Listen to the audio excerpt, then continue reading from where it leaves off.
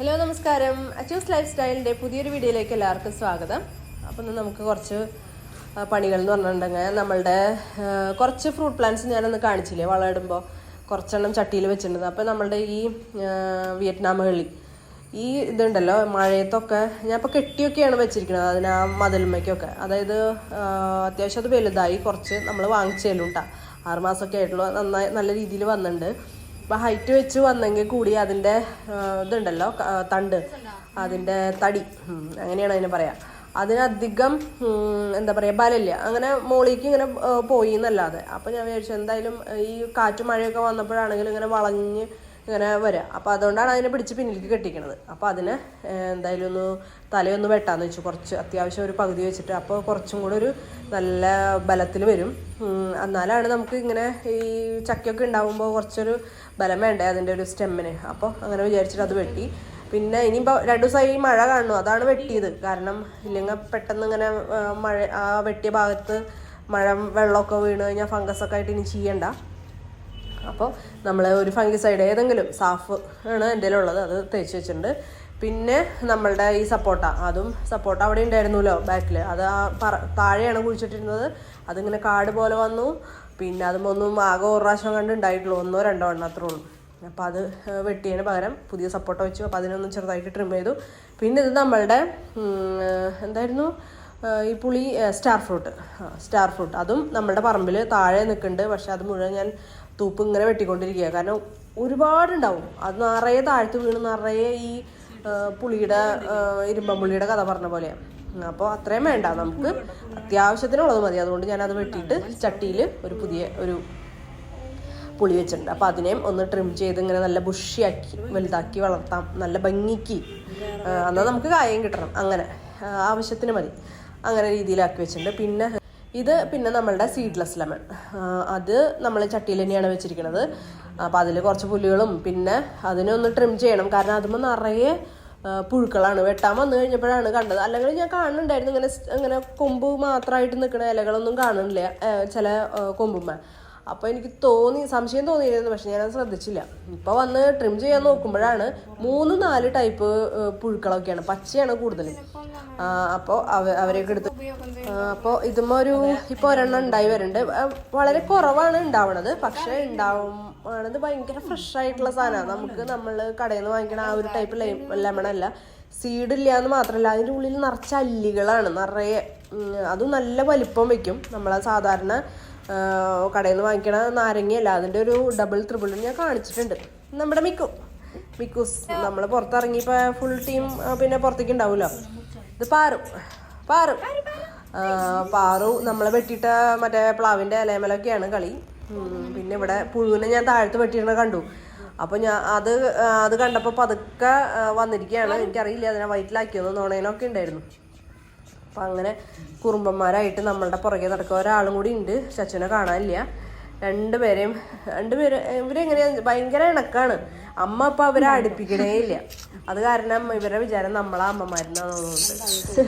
ഇങ്ങനെ ഉണ്ടല്ല, തോളത്ത് എടുത്തു കഴിഞ്ഞു കഴിഞ്ഞാൽ അവർ കുറേ നേരം, ബാക്കി എങ്ങനെ എടുത്തു കഴിഞ്ഞാലും അവരപ്പം നമ്മളുടെ മേത്തുനിന്ന് ഇറങ്ങിപ്പോകും. തോളത്തിരുന്ന് കഴിഞ്ഞാൽ പാറുവിന് ഏറ്റവും ഇഷ്ടം എന്താ പറയുക, തോളത്ത് ഇരുത്തിയിട്ട് നമ്മൾ TV അടുത്ത് കൊണ്ട് നിൽക്കാം.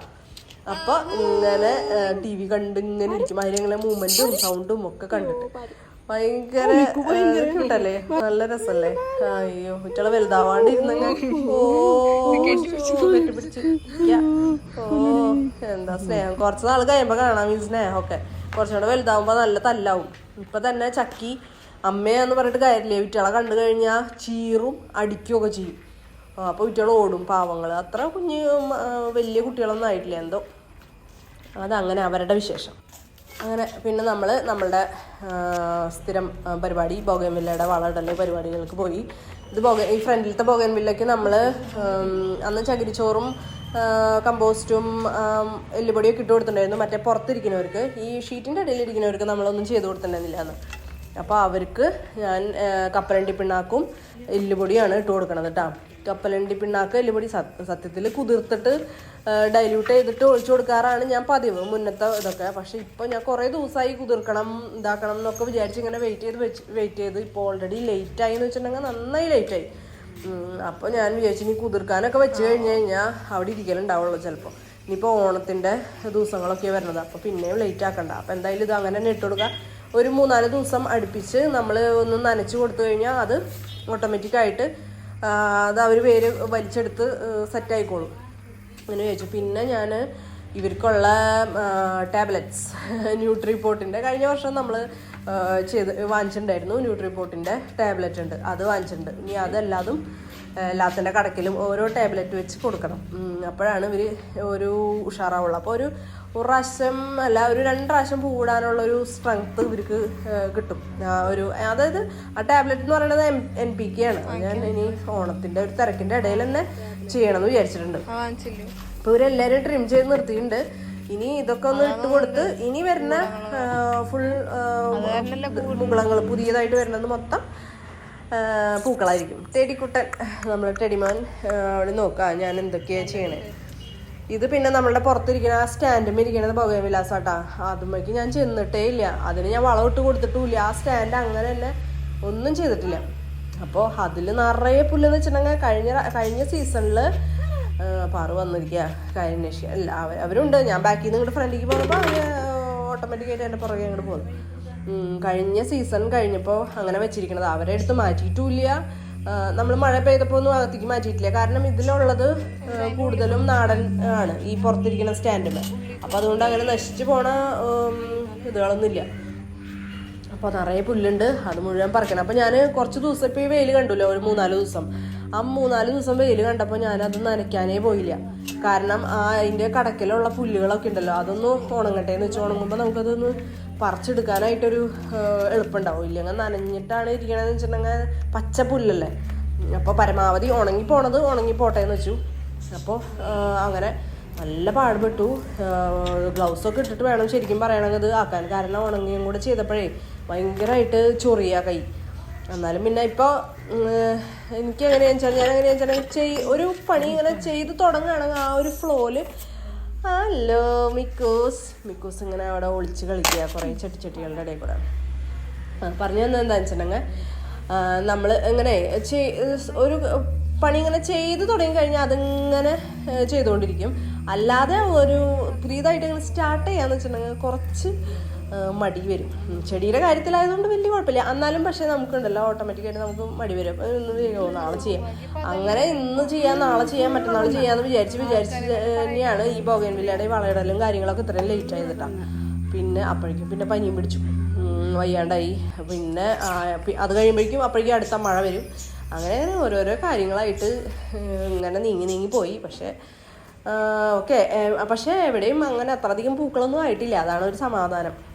നഴ്സറികളിൽ മാത്രമാണ് അങ്ങനെ നല്ല പൂക്കളൊന്നും ആയിട്ടുള്ളൂ. അല്ലാതെ നമ്മളുടെ റോട്ടിൽ കൂടെയൊക്കെ പോകുമ്പോൾ നമുക്ക് കാണാമല്ലോ. അപ്പം അങ്ങനെ പിന്നെ അത് കഴിഞ്ഞു. പിന്നെ നമ്മളുടെ നന ഒരു സൈഡിൽ നിന്ന് തുടങ്ങി. കാരണം ഞാൻ പറഞ്ഞില്ലേ 3-4 ദിവസമായി ഇപ്പോൾ നല്ല വെയിൽ കാണുന്നു. അപ്പോൾ തന്നെ എല്ലാവരും ആകെ ക്ഷീണിതരാണ്.